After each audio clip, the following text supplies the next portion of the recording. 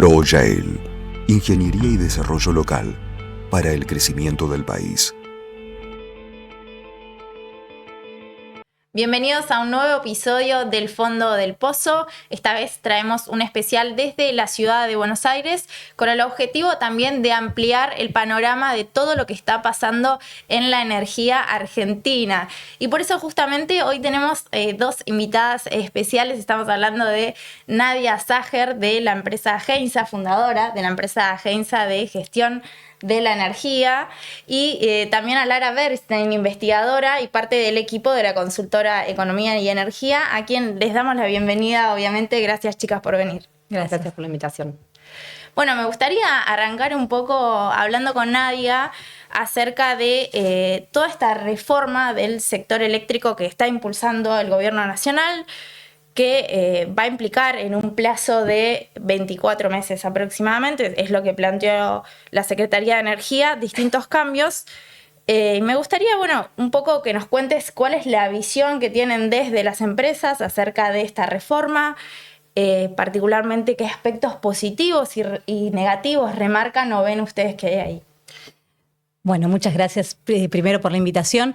A ver, esta reforma es realmente un punto de inflexión en el mercado eléctrico y por lo tanto automáticamente empezó a movilizar a todos los actores, los grandes usuarios muy interesados, por supuesto, y creo que más allá de que pueda haber una transición que genere cierta incomodidad, es muy positivo, y está visto así desde los grandes usuarios, el impulso a que haya inversión y que eso asegure energía en el futuro.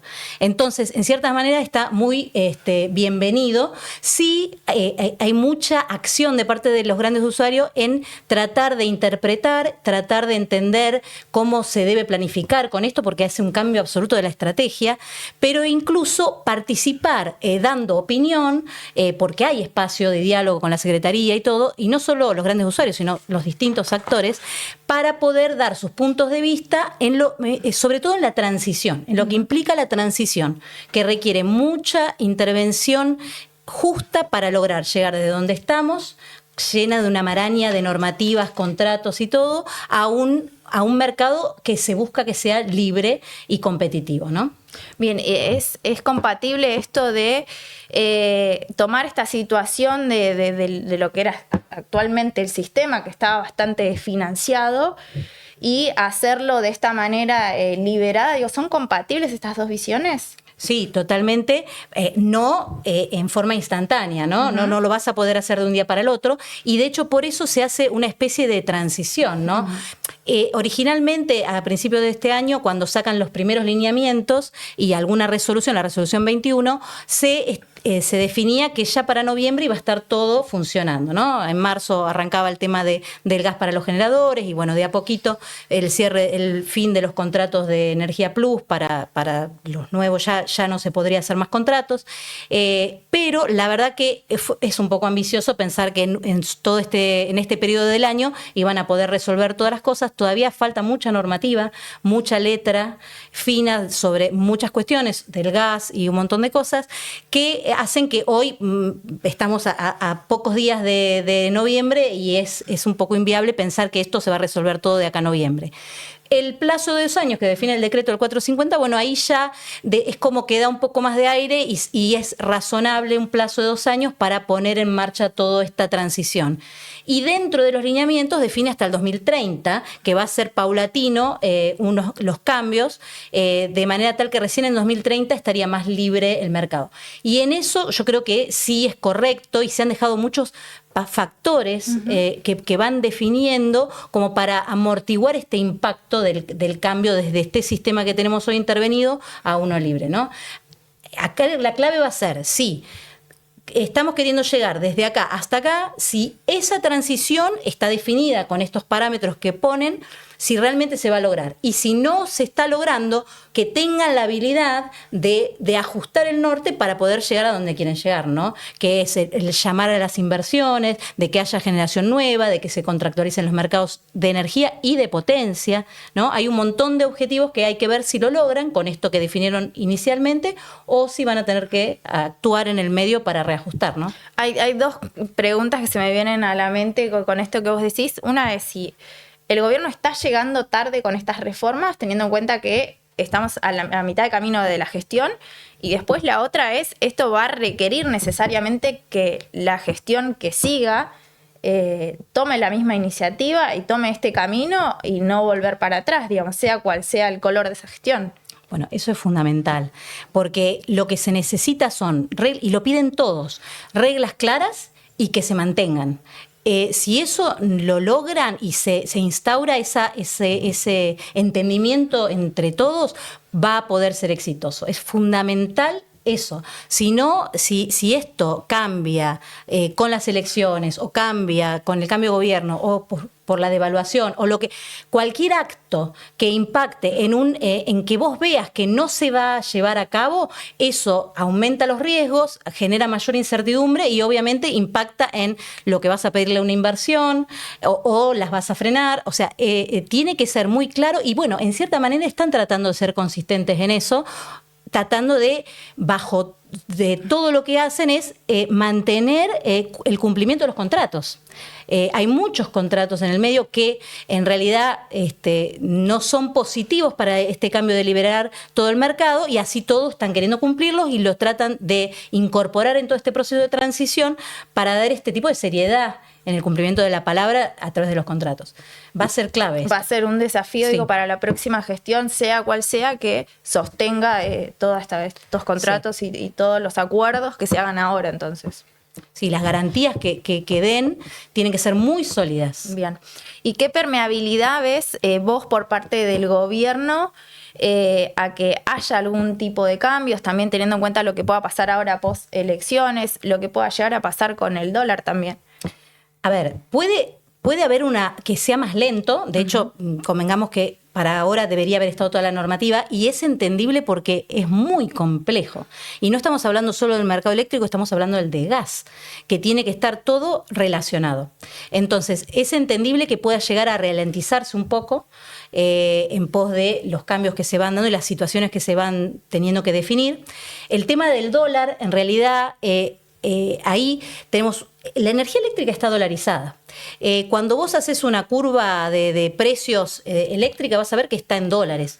Tiene alguna componente en pesos, pero incluso ahora, hasta incluso en los lineamientos, define las rentas y todo en dólares. Por lo tanto, el costo medio del sistema eléctrico es en dólares.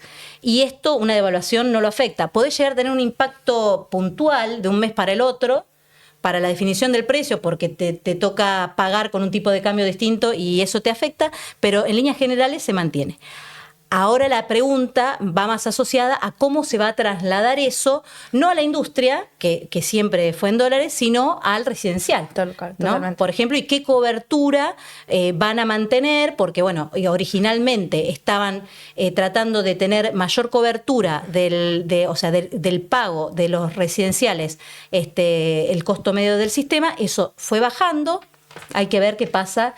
Y ahí, bueno, en función de una devaluación hay que entender cómo puede llegar a impactar esto. Bien, y hubo hace muy poquito también de parte de algunas distribuidoras esto de decir, bueno, nos parece que están buenísimas las reformas, que es a lo que necesita encaminarse el sistema, pero ¿existe un riesgo o no de que esto también eleve el costo de la energía? Bueno, efectivamente, a ver... tenemos que ver a qué usuario estamos refiriéndonos. A lo que sería el industrial, vamos a hablar de los dos mercados. El mercado a término va a llevar una contractualización y va a estar asociado en los actores y que debería tender a ir al precio break-even del mercado spot. Pero bueno, eso va a depender cómo funciona. Ahora bien, el mercado spot, que es el mercado en el cual los que no estén contractualizados van a quedar expuestos, que de hecho tiene toda la volatilidad estacional asociada a los combustibles líquidos y todo, ese mercado cambia su mix. Con los lineamientos lo que define es que los contratos que tiene hoy Camesa, hidro, nuclear, renovables, algunos térmicos, todo eso va a ir a abastecer a lo que sería la demanda estacionalizada, residenciales y comerciales. Y al spot va a ser a los grandes usuarios dentro y fuera de la distribuidora. Entonces, ese mix, estamos haciendo muchas proyecciones de precios y hace que si hoy estamos hablando de un precio medio del sistema, de todo el sistema eléctrico de $75, que es lo que está hoy, para el residencial y comercial a mí me está dando unos $71, $72. Por consiguiente, el resto hace que aumente el mix de lo que queda de generación en el mercado spot, eleva. Y puede ser que a lo mejor estemos viendo un $84 o algo por ahí para el año que viene. Ese impacto en el mercado spot, lamentablemente, por más que suene feo, es necesario, porque es lo que va a traccionar inversiones, es lo que va a traccionar a que haya acción de parte de los usuarios y de la generación en buscar consenso y acuerdos y poder empezar a mover esto de la competitividad, ¿no? Suma en que todos van a estar interesados en lograr precios más flat, más estables y conocidos. Claro, ¿no? Y antes de ir con Lara por ahí hablando esto del tema de las tarifas, este nuevo sistema implica indefectiblemente una disminución de la presencia del Estado. ¿Cuál es el rol que va a tener entonces el Estado en esta nueva coyuntura? A ver, para mí, en estos primeros 5 años va a ser fundamental que haga una trazabilidad del cambio, ¿no? Que pueda llevar adelante en la forma más equitativa el salir de la situación actual hasta una liberalización total del mercado. Una vez que esté eso, no debiera más que poder definir nortes, o sea, planificar y definir qué es lo necesario. Para lo que es la demanda estacionalizada de las distribuidoras, puede llegar a tener más interacción, poder llevar adelante más definición de cuáles son lo que se necesita, las inversiones que se necesitan o la generación que se necesita, pero en realidad el mercado por sí solo debiera poder funcionar. Así que para mí es acertado el salir de la intervención y liberar el mercado. El mercado solo puede arreglarse. Lo que pasa es que, bueno, estamos conviviendo con un montón de contratos que tienen mucho tiempo antes de que terminen y un montón de compromisos que, bueno, hay que honrar todos esos contratos, ¿no? Bien, y Lara, ¿cómo ves vos que todo esto después se puede reorganizar en el esquema que tenemos armado hoy en cuanto a la segmentación tarifaria? ¿Cómo hacer que esto después impacte en los usuarios? Bueno, nosotros lo que tenemos hoy, digamos, en el marco de las tarifas de los servicios públicos, ya sea energía eléctrica como de gas natural, como vos mencionaste, digamos, existe un esquema de segmentación que lo que establece es que los usuarios de altos ingresos deberían tender a abonar el costo pleno de la energía. Después tenés 2 universos más de usuarios, que son los ingresos medios, los sectores de ingresos medios y los sectores de ingresos bajos, que la Secretaría de Energía, digamos, en esta nueva gestión determinó que tenía una bonificación sobre el precio del nivel 1. Entonces, un poco el juego siempre es con, digamos, cómo tracciona el nivel 1. Lo que nosotros vimos en términos de tarifas es que los primeros meses, digamos, en los que asumió el gobierno de Javier Milei, hubo todo como una discusión en torno a si el esquema de segmentación tarifaria tenía que seguir o tenía que cambiar, lo que fue demorando de alguna manera, digamos, la instrumentación de los incrementos tarifarios, pero hubo una medida que sí fue importante en materia de reducción de subsidios, que fue la quita o la equiparación del precio del nivel 1 y el comercial. Eso fue, digamos, lo que de alguna manera le salvó el año fiscal a los subsidios durante el año pasado. Y sí, en la segunda mitad del año pasado se verificaron aumentos muy significativos de tarifas, que lo que por ahí contrario a lo que se venía pensando y cómo se venía dando la discusión en la arena pública en materia de tarifas, bueno, la sociedad absorbió esos incrementos, ¿no? Vinimos de años de discusiones si las tarifas se aumentaban, si las tarifas no se aumentaban, tensiones entre distintas coaliciones dentro del gobierno anterior, hubo distintas disputas, en los hechos las tarifas se aumentaron muy significativamente y bueno, la sociedad lo absorbió, digamos. Después lo que nosotros empezamos a ver en la primera mitad del 2025 es que, se volvió a incrementar el porcentaje de subsidios sobre los usuarios residenciales, básicamente los usuarios de ingresos altos que a fines del año pasado no percibían subsidios, al menos en energía eléctrica, en gas sí tenían un poco más. Se incrementaron nuevamente los subsidios, todavía no es un problema fiscal, ¿no? Digamos, no. O sea, no lo está viendo como prioridad para vos el gobierno, ahora en este momento, decir, corregir ahí el esquema.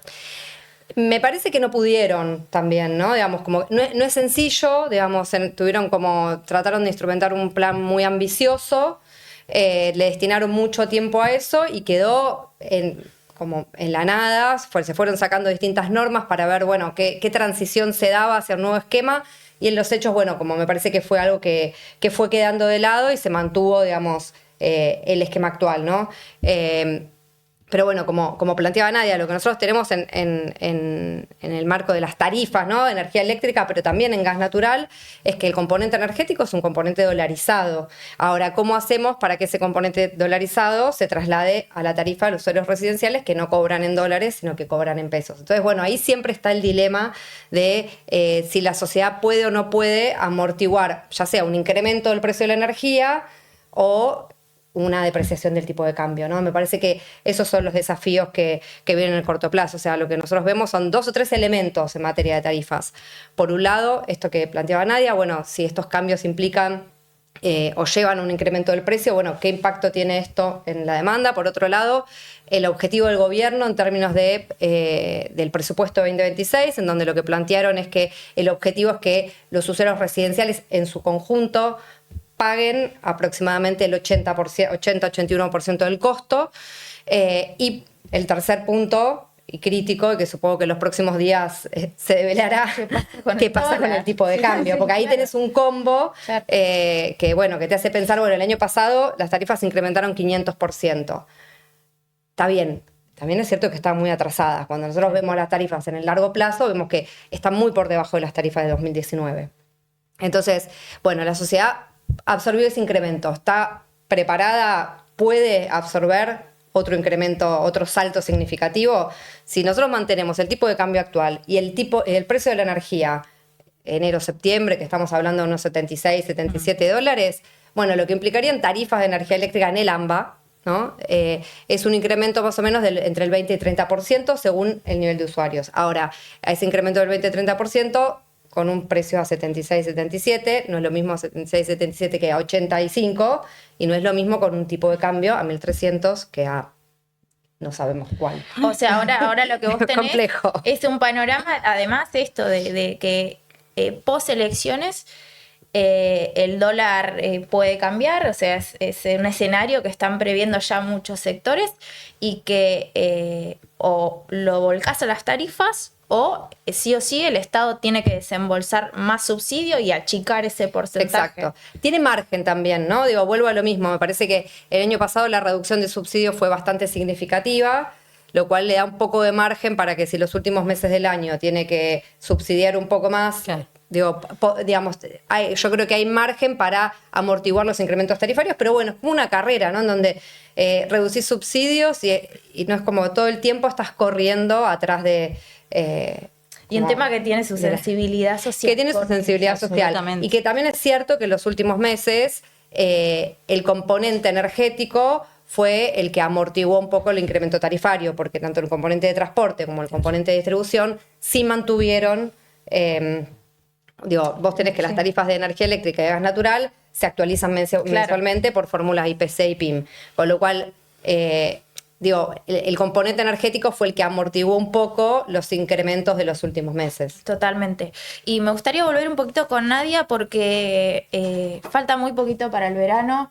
Me parece que también en toda esta reforma va a ser vital lo que suceda con la ampliación de las redes de transporte y bueno, obviamente me gustaría consultarte a vos qué es lo que están viendo, si realmente todo este nuevo esquema puede llegar a generar esas inversiones. Bien, te lo separo en dos. Lo que es transmisión, sí, es fundamental, es el cuello de botella hoy, es te diría, es clave que empiece a traccionarse inversiones en eso, y de hecho, bueno, están en ese camino con la resolución 715, después la 311, donde ya instruye a armar la licitación para 3 de las obras críticas que se definieron en la 715, y eso creo que en la medida que las licitaciones sean claras, se necesita mucha claridad y certeza y garantías de cumplimiento de lo acordado. Con eso las inversiones llegan.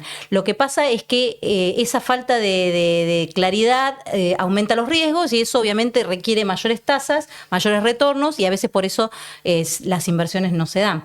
Entonces creo que es muy importante ahí sí lo que definan en las licitaciones para darle certidumbre a quien sea que quiera venir a invertir. Y estas obras son fundamentales para el sistema de transmisión. Eso en líneas generales. A ver, tenemos varias cosas más allá de la transmisión que colaboran a resolver los picos, ¿no? En este verano, por lo menos lo que está en la programación estacional, no pareciera estar complicado la situación para este verano, a no ser, me imagino, que las temperaturas sean excesivas, extremas y continuadas, ¿no? Pero por lo menos lo que se está viendo desde Camesa con la programación estacional es que el aumento sería de unos 600 megawatts, que es más o menos lo que viene siendo por año en verano. En invierno es un poco más alto lo que va aumentando el pico, pero bueno, para el verano. Y esto estaríamos cubriéndolo sin problema con todo lo que aumentó en capacidad, en potencia, mayormente solar, en lo que va de este año y lo que falta hasta el fin de año. Tenés importaciones, tenés la resolución con la 379, que es para la gestión de la demanda, que ya fue el año pasado distinta, un poco más moderado. Para los grandes usuarios. Claro, el año pasado era para grandes usuarios mayor a 10 mega. Eso era atractivo, tenía un precio atractivo, pero eran muy pocos los que realmente podían participar, y de hecho participaron muy pocos. Por suerte, o por suerte entre comillas, porque no fue necesario, en los momentos de mayor criticidad del sistema, lamentablemente se desconectaba alguna zona, en NEA se desconectó, y con eso se resolvió, lamentablemente, porque es terrible que sea de esa manera, pero bueno, no fue necesario el uso de esta herramienta. Para este año se amplió, ahora ya no son solo los GUMAS, son los GUMES y los GUDIA dentro de las distribuidoras. Es un poco más atractivo, por lo menos hizo que todo el mundo se pusiera a mirarlo, porque hace un pago fijo y un pago por potencia, un pago por energía. También viene asociado penalidades un poquito importantes, que no estaban definidas antes, pero en líneas generales están buscando con eso poder resolver el tema de los picos. Todavía no tenemos las baterías, eso va a estar recién para el otro año, si Dios quiere. Entonces, pero en líneas generales lo que dice la programación estacional es que no habría problema O sea que tendríamos un escenario parecido al del verano pasado. Sí, digamos. Eso sí, es de hecho creo que un poquito mejor. Bien, sí. Bien. Bueno, eso me parece súper importante. Más que nada porque hace años que se viene con el problema de los cortes de luz en verano, porque se fueron dando los cambios, pero al principio me parece que fue un año en el que se demoraron las decisiones por ahí para generar algún tipo de cambio, y en el cual las inversiones van a ser vitales, me parece, para poder darle una solución de fondo al problema realmente. Sí, acoto una cosita, sí. Me parece que por ahí igual el tema no está dado porque haya una mayor capacidad, sino porque o hay una menor demanda o se espera un clima más benigno. No, en el totalmente. No es que hay un cambio estructural en el sistema que permita, atravesar con tranquilidad el verano. No, es que ahí es la solución de fondos la que Totalmente, claro. Exacto. O sea, es como un parche en ciertas Bueno, en realidad no es ningún parche, son circunstancias climáticas o de disminución de la demanda por tarifa o por los motivos que sea, por los programas de gestión de la demanda, por distintas cuestiones, pero en los hechos no es que el sistema cambió o que tiene una mayor capacidad para absorber los picos, digamos. En alguna manera, algo que me queda dando vueltas ahí de esto de los acuerdos con los grandes usuarios, ¿esto implica acuerdos, de corto plazo, no de días, o cómo se instrumenta? ¿A qué te refieres esto de la...? A que bajen la demanda en los momentos de picos de consumo. Van a tener, se habilita una plataforma para que puedan ofrecer, eso es a nivel mensual, y Camesa va haciendo programación y reprogramación en función de cuánto antes te puedan avisar, al gran usuario le permite resolverlo.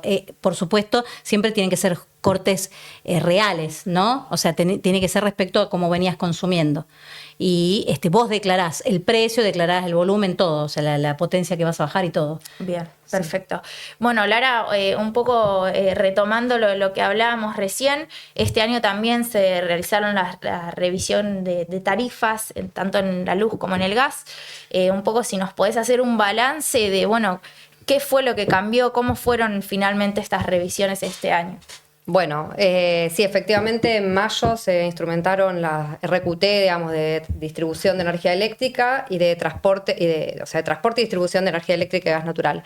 A ver, lo que nosotros vemos no son grandes cambios, ¿no? Digamos, el gran cambio fue el año pasado con el incremento tarifario y sí, digamos, me parece importante marcar una diferencia en energía eléctrica y en gas natural, ¿no? Digamos, en energía eléctrica lo que nosotros tenemos son cuadros tarifarios objetivos y, digamos, un plan, digamos, para llegar, una meta para llegar a ese VAD objetivo, ese valor agregado objetivo, y la determinación de los ajustes mensuales, ¿no?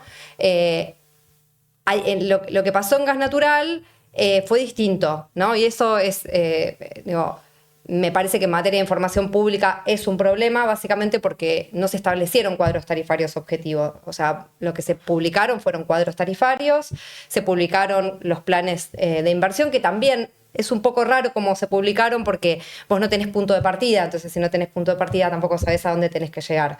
Entonces, y eso me parece que pasó en ambas RQT, ¿no? Pero específicamente en gas natural lo que nosotros tenemos se publicaron cuadros tarifarios objetivos y cuando ves la magnitud de los incrementos, haciendo incrementos intermensuales, ves que difieren de una distribuidora a otra, con lo cual no es muy claro cuál fue el parámetro para el incremento tarifario. Específicamente en transporte de gas natural se planteó que es una revisión transitoria, porque lo que se quiere es hacer una revisión tarifaria integral, ¿no? Que busque, digamos, redeterminar precios y costos de transporte, pero bueno, me parece que ahí en gas natural hay un poco una deuda, sobre todo por dos cuestiones. Por un lado, porque lo que nos falta saber es el cuadro tarifario objetivo, y por otro lado porque desde el año pasado se dejaron de publicar los cuadros tarifarios de nivel 2 y nivel 3, con lo cual tenemos universos de usuarios que no saben lo que pagan, ¿no? Digamos, y ese es un problema. Y es un problema cuando empiezan a surgir también modificaciones en los esquemas tarifarios. Te doy un ejemplo concreto. En el último cuadro tarifario, el que entró en vigencia ahora el 1 de octubre, por ejemplo, nos encontramos como novedad que hay un componente que son las diferencias diarias acumuladas, que estaban fijas desde el 2019, que eran irrelevantes. Bueno, ahora no son irrelevantes. Y lo que vemos es que esas diferencias diarias acumuladas compensan en 21 pesos en negativo, por ejemplo, en algunas distribuidoras, y las otras van en positivo en 20 pesos. Con lo cual la magnitud, o sea, el gobierno publicó el incremento total, que está en torno al 1,9%. Sí. Ahora, cuando lo abrimos por distribuidora, vemos que la magnitud de los incrementos es muy distinta. Claro, o sea, no está claro ahí con lo que vos decías, con qué criterio está. No, bueno. Salió una resolución en donde se determina, digamos, el ajuste por diferencias diarias acumuladas. Básicamente, digamos, tiene que ver con un ajuste financiero, volumen y precio que compensa el periodo estacional anterior. Pero al no tener también los cuadros tarifarios de nivel 2 y nivel 3, no sabes cómo aplican sobre los distintos niveles. ¿Por qué no? ¿Por qué? O sea, ¿qué podría haber llevado a que no estén estos cuadros tarifarios o que no se conozcan?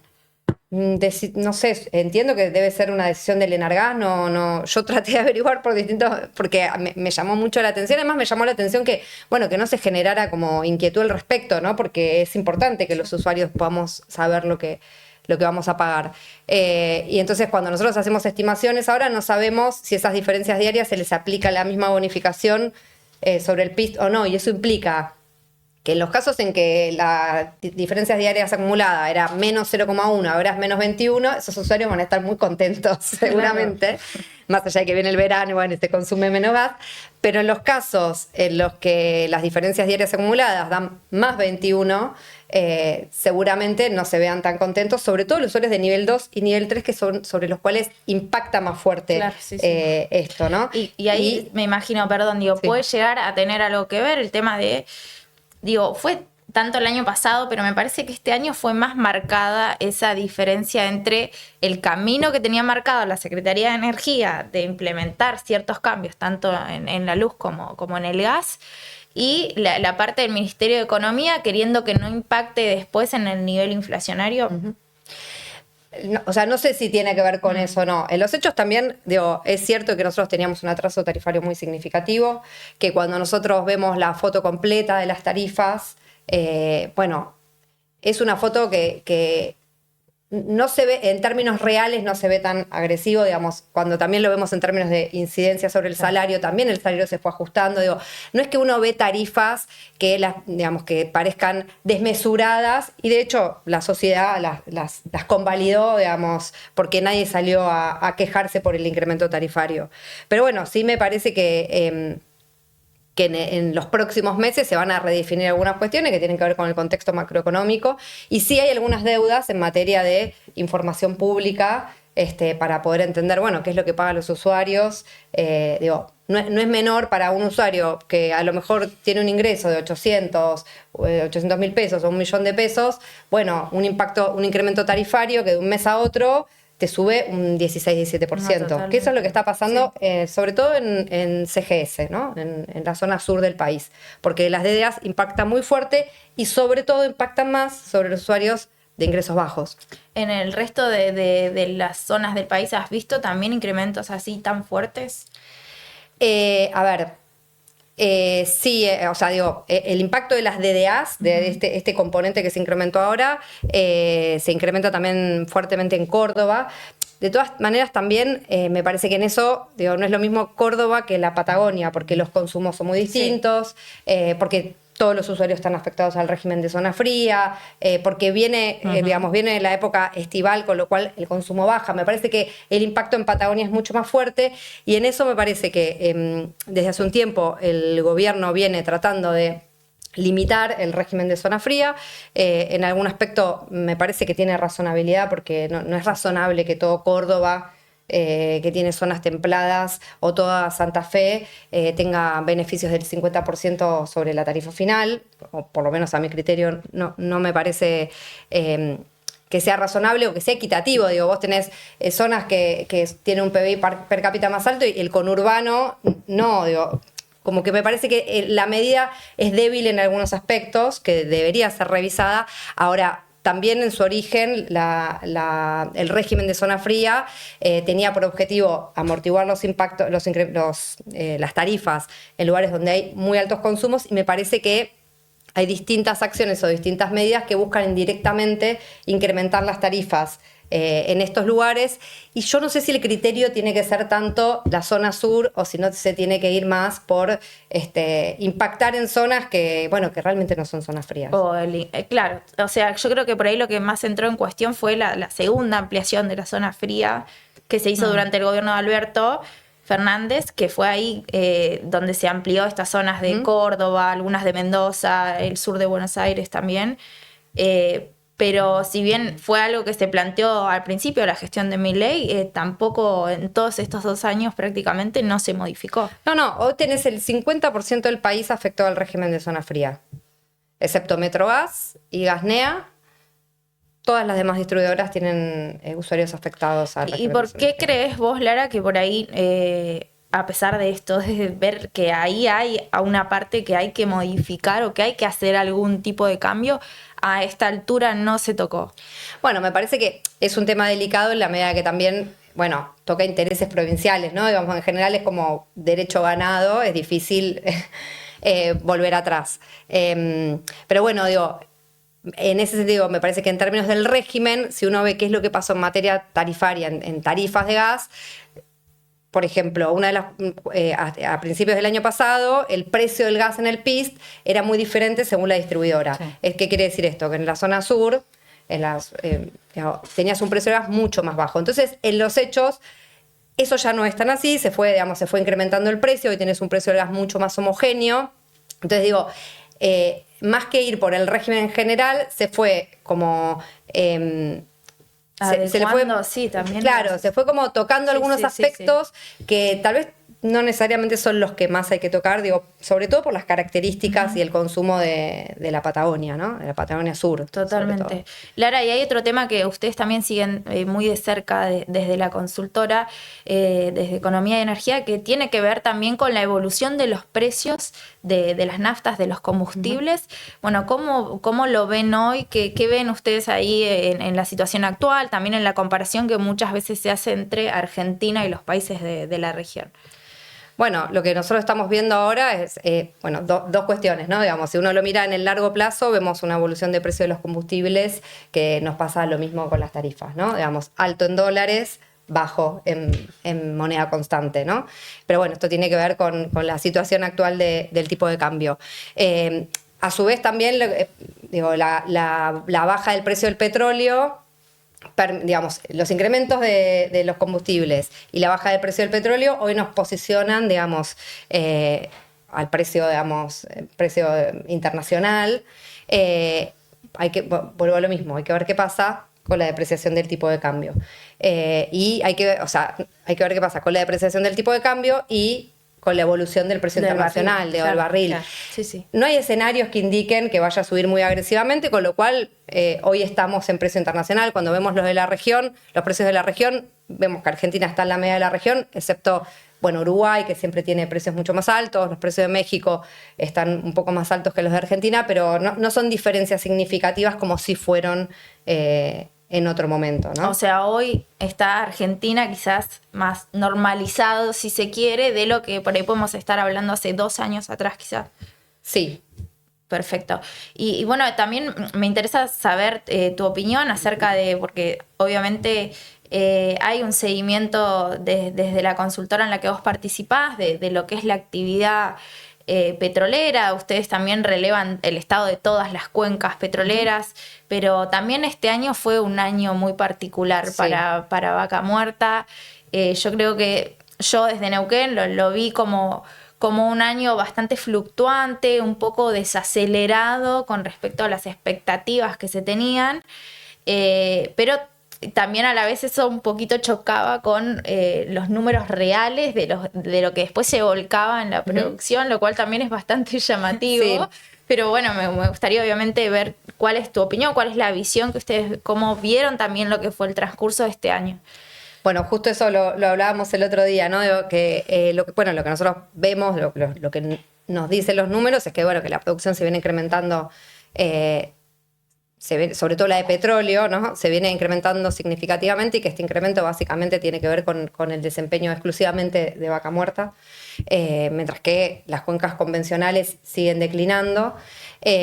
Toda la primera mitad del año lo que vimos fue un incremento del nivel de actividad. Sí, te diría el último mes ya empezamos a ver una desaceleración del nivel de actividad, que es lo que seguramente vos veías allá, claro. Y nosotros lo veamos después, seguramente lo veremos en los próximos meses. Totalmente. Así que, digamos, lo que nosotros pensamos es que, va a seguir creciendo un poco más la producción y que después va a tender a estancarse un poco. Esto no es problemático, digamos, en el corto, o sea, es problemático en el sentido que, te puede redundar en una disminución de las exportaciones, no es problemático en términos del mercado interno porque claramente somos exportadores de petróleo, exportadores netos. Así que, pero sí me parece que en el contexto general, en la medida también que el declino de las cuencas convencionales siga siendo tan agresivo como viene siendo, eso sí puede en el mediano plazo afectar, sobre todo afectar las expectativas de crecimiento en el mediano plazo. Claro, y en la traza esta de expectativa, porque realmente siempre pasa esto, ¿no? A fin de un año estamos proyectando cómo vamos a terminar el siguiente, cuál va a ser el próximo récord de producción. Y ahora ya se habla bastante también de esto, duplicar la producción, llegar a superar el 1.000.000 de barriles diarios. ¿Ustedes vieron que esta meta se está cumpliendo en esos plazos previstos o no? Depende de los inputs que le pongas a la proyección. O sea, siguen siendo un poco abstractas. Digo, depende qué tasas de crecimiento le pongas o qué expectativas le pongas. Vaca Muerta venía creciendo muy fuertemente. Obviamente, el contexto de precios internacional la va a afectar, digamos. Y tema aparte es el gas, ¿no? Ese es otro tema, donde no vemos el mismo desempeño claro, que en petróleo y que, digamos, necesitas más infraestructura, además. Necesitas más infraestructura, necesitas garantizar precio, entonces ahí tenés 2 o 3 cuestiones, ¿no? El tema de la continuidad o no, bueno, algo lo mencionaba Nadia con relación al mercado eléctrico, pero bueno, Plan Gas, ¿qué va a pasar? Digamos, bueno, va a seguir existiendo o no. Si no existe el Plan Gas, bueno, ¿qué expectativas tienen los productores de poder efectivamente vender el mercado a un precio que les resulte conveniente, como para no dejar de producir acá y producir en otro lado, ¿no? Porque me parece que siempre con estas cuestiones lo importante a entender es que, bueno, que las compañías producen donde ganan plata. Sí. Y si no les dan precio, no van a producir acá. Más allá del rol que puede tener YPF, bueno, digamos, la garantía de precio es una condición. Y hasta ahora el gobierno ya manifestó esto de no querer continuar, o sea, respetar los acuerdos hasta 2028 con el Plan Gas, pero no de seguirlos, digamos. Sí, y el tema además es si los productores pueden, hacer acuerdos con distribuidoras, acuerdos con el gobierno, o con quién o de qué manera se hacen para garantizar el precio del gas en boca de pozo, ¿no? Digamos, me parece que esto también... Está faltando, digamos, una regla clara. En gas se ve una desaceleración que es más... que no es la misma desaceleración que la del petróleo, ¿no? Digamos, no es que se desacelera el petróleo, tampoco quiero ser tremenda, pero bueno, vemos que se ralentiza un poco la actividad, que tiene que ver con un contexto internacional. Me parece que en gas juegan otros elementos, ¿no? Que empiezan a afectar el incremento sostenido de la producción, y con lo mismo que nos pasa con petróleo, ¿no? O sea, que lo que ves es un declino de las cuencas convencionales, con excepción, este año tenemos un paréntesis de cuenca austral, porque entró Fénix y eso incrementó un poco la producción, entonces, lo que vemos es que hay un incremento interanual de la producción convencional, pero nadie, no se piensa que ese incremento va a ser sostenible en el tiempo, entonces, si vos tenés un declino muy fuerte de la producción convencional y una desaceleración del shale, y bueno, eso en el corto plazo, sobre todo en gas, tiene un correlato en las importaciones. ¿Y cómo juegan ahí los proyectos de GNL, que si bien tienen plazos medianos, digamos, un par de años más, pero cómo entrarían ahí realmente, si entrarían como un incentivo también? Bueno, en materia de GNL hay un proyecto que es el que está más avanzado, que es el de Southern Energy, que lo que implicaría es una adición, un requerimiento de gas en torno a los 27 millones de metros cúbicos día. Ese proyecto, la primera parte, el primer buque que llegaría, haría exportaciones estacionales. Con la llegada del segundo buque, que es el que están construyendo en este momento en China, ahí sí se podrían realizar exportaciones durante todo el año. Este proyecto es el más avanzado y el que, uno piensa que efectivamente va a tener resultados en los plazos que se están planteando. Los otros 2 proyectos, el proyecto de YPF con Shell y el proyecto de YPF con Eni, son cartas de intención, ¿no? Uh-huh. Hay que ver y por eso este contexto también es muy determinante, ¿no? Ver qué es lo que va a pasar en el corto plazo para generar, como planteaban ahí, reglas de juego claras para que lleguen inversiones que son muy altas, entonces tienen mucho riesgo. Entonces, me parece que en ese sentido estos 2 proyectos son una carta de intención todavía. Bien, y ustedes están viendo dentro del panorama del año que viene qué tan permeable puede ser el escenario de precios del barril, o sea, la producción en Argentina, a lo que suceda con el precio del barril, porque si bien es imposible predecirlo, pero se habló en algún momento de un escenario de un barril a $55. ¿Qué tan permeable ven ustedes las cuencas o la producción argentina a un precio que para nosotros sería bastante bajo, digamos?